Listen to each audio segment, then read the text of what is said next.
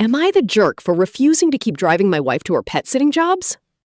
Am I the jerk for refusing to be my wife's full-time chauffeur when I'm already carrying the financial weight of our entire household? I am a 31-year-old software engineer, and my wife is 30 and works as a pet sitter.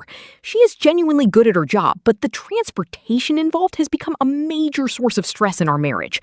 I currently cover around 90% of our expenses, including rent, bills, groceries, the car payment, and our health insurance and HSA, which we fully spend on medical expenses.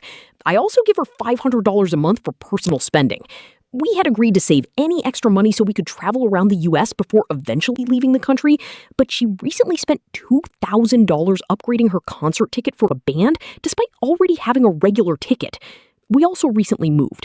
She contributed $900 toward the move, which I genuinely appreciated.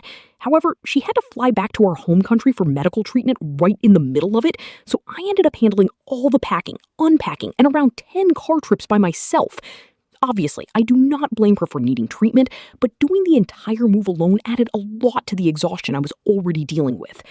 My wife refuses to drive, even though we own a car. She also does not want to bike or use an electric scooter. Public transportation causes her severe anxiety, especially when the buses are crowded or feel unsafe.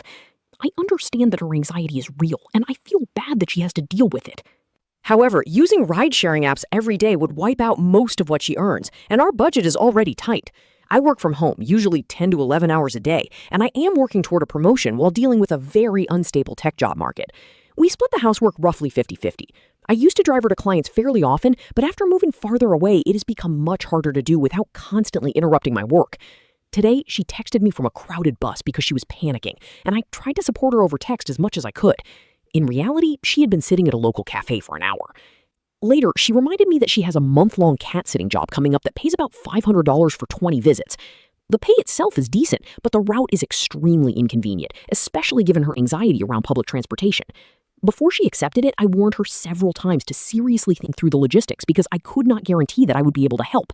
Driving her would not just mean dropping her off. I would have to drive there, wait around 30 minutes while she finishes the visit, and then drive her back or to her next client. Parking there is difficult and paid, so the cost would fall on me too. When she brought the job up again and asked for my help, I got frustrated and reminded her that I had already warned her this would be difficult and that I could not promise to drive her. She then sent me 16 minutes of voice messages while crying, calling me a bad partner and saying that I never support her. I finally snapped and told her that I would gladly help more if I actually had the time, and that she might understand my exhaustion better if she worked the same hours I do instead of 3 to 4 hours a day.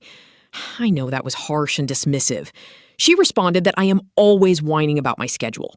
I cover nearly all our shared expenses, do half the housework, and help with her job whenever I realistically can. But the moment I set a hard boundary because I am completely exhausted, I am suddenly the bad guy. Am I the jerk?